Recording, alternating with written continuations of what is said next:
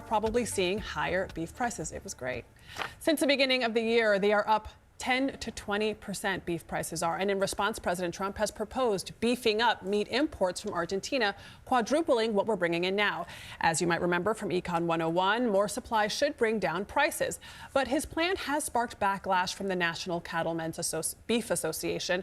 The organization said it, quote, cannot stand behind President Trump while he undercuts the future of family farmers and ranchers by importing Argentinian beef in an attempt to influence prices. So will this plan to bring down prices with foreign beef work, and is it worth it? Joining us now is Republican Senator Roger Marshall of Kansas, where, by the way, there are more cattle than people, and that's the case for many states. Senator, welcome. Thank you so much for joining us. To start us off, what are you hearing from cattle ranchers in your state? Well, I think that, first of all, I want the ranchers to know that I'm standing beside them, that I understand that for the last 10 years we've had drought. Because of that, we haven't had water in our ponds, we haven't had pasture for our cattle, and consequently, we had the smallest cattle herd in my entire lifetime. That's what's driving up prices in reality.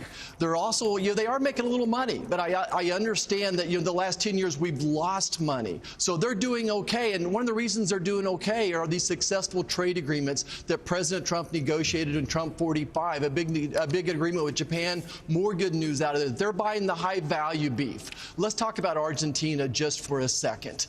You could have went to the Chiefs game last night and went to 1,000 different tailgates before you found one hamburger from Argentina. They make up less than 1/1000th of our beef supply right now. So you could quadruple that and it wouldn't touch it.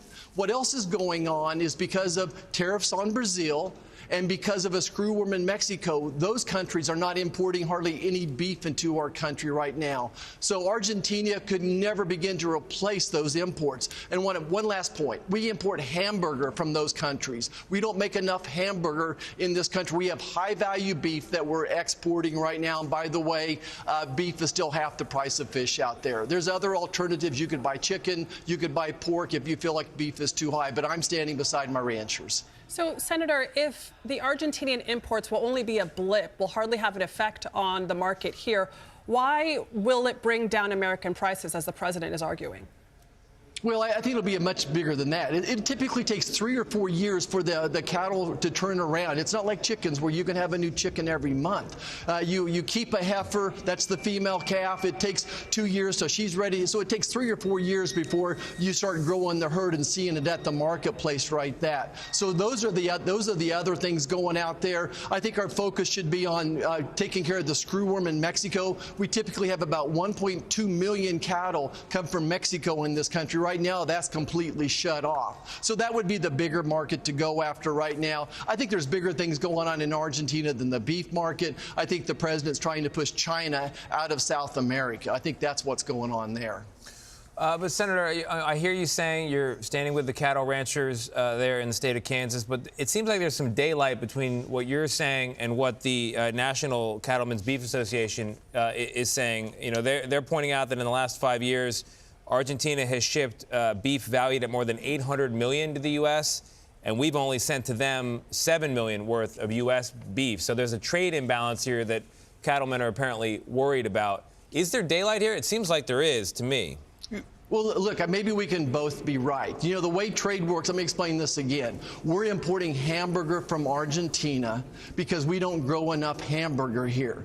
Our cattle are much higher bred, higher protein value, so we're shipping steaks and roast to Japan and to Southeast Asia right now. So we have to import some hamburger. Yes, we've got a trade imbalance going on. That needs to be addressed. The president's trying to address that right now. And at the same time, pushing China out of South America. You can't look at these issues in silos. We're tickled pink that the ranchers are doing better. Again, they've lost money. I've lost lots of money in ranching myself. And one last point here is that the ranchers are only getting about $2.30 a pound, but it's selling at the market for $10 and $12. Why? One of the challenges we have is that we have 3 packing plants controlling about 85% of the industry, and a lot of the markup is there. So the president and Secretary Rawlins and I are working on bringing more competition to the processing part of this as well. Senator, I was speaking to a cattle rancher from your beautiful state of Kansas this morning, and he said that part of the issue is the drought, like you mentioned, but also less people getting into this industry and the smaller herds. So should the government be focused on growing our domestic herd sizes here to try to affect this supply issue? Well, look, I don't know that the government can solve every problem right now. Every rancher back in Kansas is trying to grow his herd. That's what the market is telling them to do. But it takes 3 or 4 years to do that. Now, what the government is doing is opening up grazing lands as well and trying to more conservation projects where we can save more of that water as well. So the government can touch it on the edges, but it's just going to take 3 or 4 years for this market to turn around. And that's just the way it is. Every rancher back home is trying to grow his herd. All right, Senator Marshall, I hear you. 50,000 jobs, including cattle farming, ranching, and animal processing in the state of Kansas alone, one of 9 states in the U.S. where there are more cattle than people. We appreciate your feedback on everything here this morning and your frank conversation. We'll have you back soon. Thank you.